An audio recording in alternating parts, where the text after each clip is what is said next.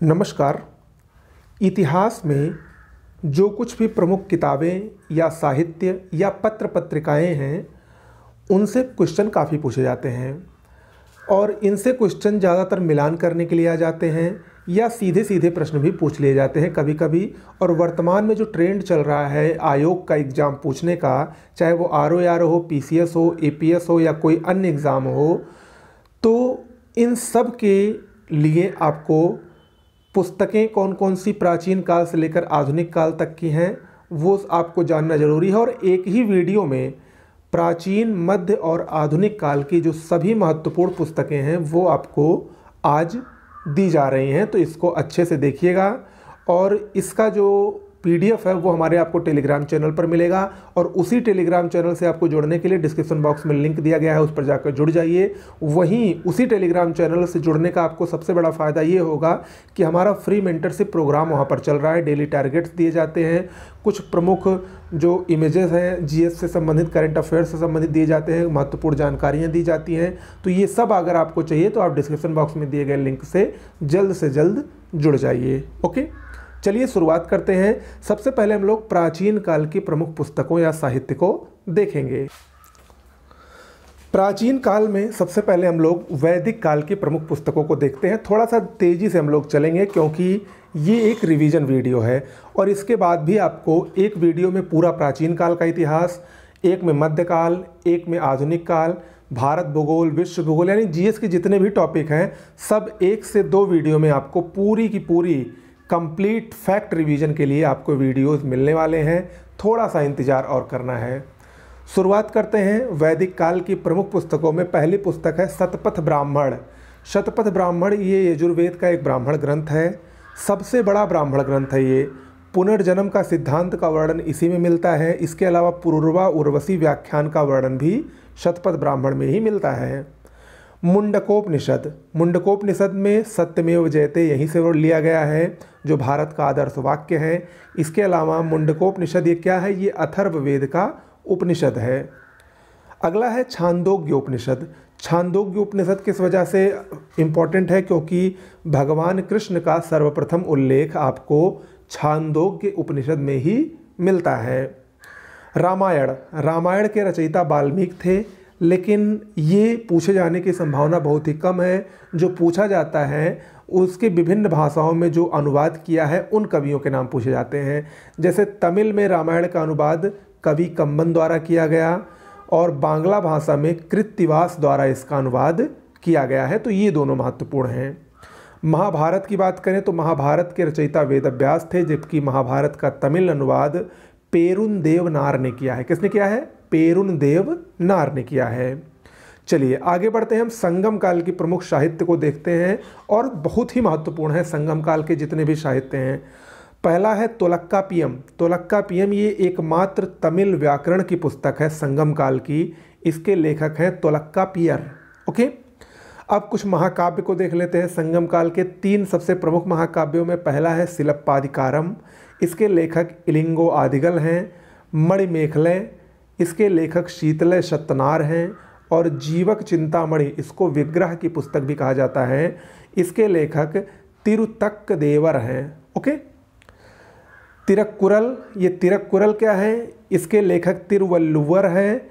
ये इसको तमिल की बाइबल कहा जाता है। ये भी संगम काल का एक बहुत ही प्रमुख ग्रंथ है तिरुक्कुरल। ओके, जैन धर्म की बात करते हैं तो जैन धर्म में 2 प्रमुख पुस्तकों को आपको देखना है। परिशिष्ट पर्वन, इसके लेखक हेमचंद्र हैं और कल्पसूत्र के लेखक भद्रबाहु हैं। ये दोनों बहुत ही महत्वपूर्ण हैं जैन धर्म के लिहाज से। बौद्ध धर्म की बात करें तो बौद्ध धर्म में भी 2 पुस्तकें बहुत महत्वपूर्ण हैं। मिलिंद पान्हो, नागसेन इसके रचयिता हैं। इसमें जो मिनांडर जिसको हम लोग कहते हैं, मिनांडर और नागसेन के बीच में जो संवाद है उसका वर्णन है। इस बार UPPCS में ये आया भी था। दूसरी प्रमुख पुस्तक है बुद्धचरित और सौंदरानंद। इन दोनों के रचयिता अश्वघोष हैं। मोस्ट इंपॉर्टेंट पुस्तकें हैं, याद रखिएगा। आगे बढ़ते हैं, मौर्य काल की प्रमुख पुस्तकों को देखते हैं। तो मौर्य काल में सबसे पहली पुस्तक है अर्थशास्त्र। आप सभी लोग जानते हैं इसके रचयिता कौटिल्य थे। कौटिल्य के अन्य नाम चाणक्य और विष्णुगुप्त हैं, यानी ये तीनों एक ही हैं, अलग अलग मत समझ लीजिएगा। अर्थशास्त्र, अच्छा ये इकोनॉमी पर आधारित पुस्तक नहीं है, अर्थव्यवस्था पर, लोग इससे कंफ्यूज हो सकते हैं। अर्थशास्त्र है राजनीति और लोक प्रशासन पर आधारित पुस्तक। ओके। इंडिका इस काल की दूसरी प्रमुख पुस्तक थी, मेगस्थनीज ने इसको लिखा है। मुद्रा राक्षस के लेखक विशाख दत्त हैं, जबकि वृहत कथा मंजरी के लेखक कवि क्षेमेंद्र हैं। मौर्योत्तर काल के प्रमुख पुस्तकों को देख लेते हैं। नाट्यशास्त्र, नाट्यशास्त्र भरत मुनि का है। महाभाष्य के रचयिता पतंजलि हैं। अष्टाध्यायी के रचयिता पाणिनि हैं। कामसूत्र के रचयिता वात्स्यायन हैं। वृहत कथा कोश के रचयिता गुणाढ्य हैं। गाथा सप्तशती ये हाल ने लिखी है, हाल जो कि आंध्र सातवाहन वंश का 17वां राजा था, उसने गाथा सप्तशती लिखी। कातांत्र के लेखक शर्ववर्मन हैं। तो ये कुछ प्रमुख मौर्योत्तर काल से संबंधित पुस्तकें हैं। गुप्त काल से संबंधित पुस्तकों को देख लेते हैं। गुप्त काल में कालिदास सबसे प्रसिद्ध कवि थे गुप्त काल के। इनके दो प्रमुख नाटक याद रखिएगा, मालविकाग्निमित्रम और अभिज्ञान शाकुंतलम। ये कालिदास द्वारा रचित नाटक हैं, जबकि कालिदास द्वारा दो प्रमुख महाकाव्य भी बहुत महत्वपूर्ण हैं, रघुवंश और कुमार संभव या कुमार संभवम। ये कालिदास द्वारा रचित दो प्रमुख महाकाव्य हैं। इसके अलावा जो अन्य पुस्तकें हैं गुप्त काल की, मृच्छकटिकम शूद्रक द्वारा लिखित है। देवी चंद्रगुप्तम विशाख दत्त ने लिखा है। अमरकोश अमर सिंह ने। पंचतंत्र विष्णु शर्मा ने लिखा है। बृहत संधिका या पंच सिद्धांतिका इसके लेखक वराह मिहिर हैं। ओके, आगे बढ़ते हैं। गुप्तोत्तर काल के प्रमुख पुस्तकों को देख लेते हैं। गुप्तोत्तर काल में बाणभट्ट ने दो प्रमुख पुस्तकों की रचना की, कादंबरी और हर्षचरित। हर्ष का जीवन इन्होंने लिखा था, महत्वपूर्ण है। हर्षवर्धन ने खुद 3 किताबों की रचना की, कई बार परीक्षाओं में पूछा जा चुका है, रत्नावली, प्रियदर्शिका और नागानंद। तीनों को याद रखिएगा, अलग अलग भी पूछा जा सकता है कंफ्यूज करने के लिए। ह्वेनसांग ने सी यू की नामक पुस्तक की रचना की, जबकि फाहयान ने फू यो की नाम की पुस्तक की रचना की। इसके दोनों में अगर आप कंफ्यूज हैं तो फा से फाहयान, फा से फू यो की, और दूसरा जो होगा वो ऑटोमेटिक ह्वेनसांग द्वारा लिखित होगा। ओके, अन्य जो प्रमुख प्राचीन काल की पुस्तकें हैं उसको देख लीजिए। विक्रमांक देवचरित बिल्हड़ ने लिखा। मिताक्षरा के लेखक विज्ञानेश्वर हैं। दशावतार स्तुति दंडी ने लिखा है। गीत गोविंद जयदेव ने। पृथ्वीराज राशोचंद बरदाई ने। और कर्पूर मंजरी के लेखक राजशेखर हैं। ओके, तो ये तो था प्राचीन काल की प्रमुख पुस्तकें। अब हम लोग देख लेते हैं मध्यकाल की प्रमुख पुस्तकें। ये और अधिक महत्वपूर्ण है प्राचीन काल की अपेक्षा। मध्यकालीन प्रमुख पुस्तकों में पहली जो पुस्तक है वो है किताबुल हिंद। किताबुल हिंद का लेखक अल बरूनी था। इसमें जो पुस्तकें हैं वो थोड़ा सा टफ आपको लग सकती हैं, लेकिन इम्पॉर्टेंट बहुत ज़्यादा हैं। किताब उल यामिनी इसको उतबी ने लिखा था। उतबी, अल बरूनी ये सब कौन थे? मोहम्मद गजनवी के समय भारत आए प्रमुख इतिहासकार थे। शाहनामा इसके लेखक फिरदौसी थे। अमीर खुसरो जिनको तूतिए हिंद कहा जाता था, इनके प्रमुख किताबों को देख लीजिए। तुगलकनामा, खजाइन उल फुतूह और किरान उशादेन, ये तीनों पुस्तकें अमीर खुसरो ने लिखी। जियाउद्दीन बर्नी ने तारीख़ फ़िरोज़ शाही और फतवा-ए जहांदारी नामक पुस्तक लिखी। मिनहास उस सिराज ने तबकाते नासरी नामक पुस्तक लिखी थी। हसन निजामी ने ताजुल मवाशिर नामक पुस्तक लिखी। कृष्णदेव राय विजयनगर साम्राज्य का सबसे महत्वपूर्ण शासक, इसने दो प्रमुख किताबें लिखी, जाम्बवती कल्याणम और अमुक्त माल्यदा, दोनों याद रखिएगा। इसके बाद आते हैं तुजुक ए बाबरी, जिसको बाबरनामा भी कहा जाता है। ये बाबर द्वारा तुर्की भाषा में लिखी गई पुस्तक थी, बाबर की आत्मकथा थी। इसका अंग्रेजी में अनुवाद मिस बेवरिज ने किया, जबकि फारसी में अनुवाद रहीम या अब्दुल रहीम खान खाना ने किया था। ये भी खूब पूछा जाता है। रेहला इब्न बतूता ने इसकी रचना की अरबी भाषा में। इब्न बतूता किसके दरबार में आया था? कमेंट बॉक्स में लिख के बताइए।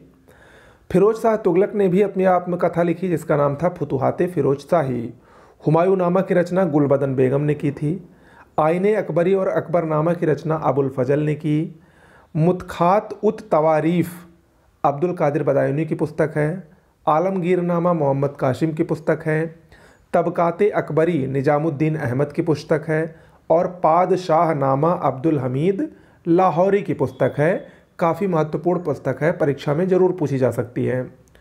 अब आते हैं सबसे महत्वपूर्ण टॉपिक पर, जो अकबर के काल में अनुवाद विभाग की स्थापना हुई थी, आप सबको पता है, और उसी अनुवाद विभाग की स्थापना के अंतर्गत बहुत सारी पुस्तकों का फारसी भाषा में अनुवाद हुआ था, तो वो अक्सर पूछ लेता है, उसको देखिए।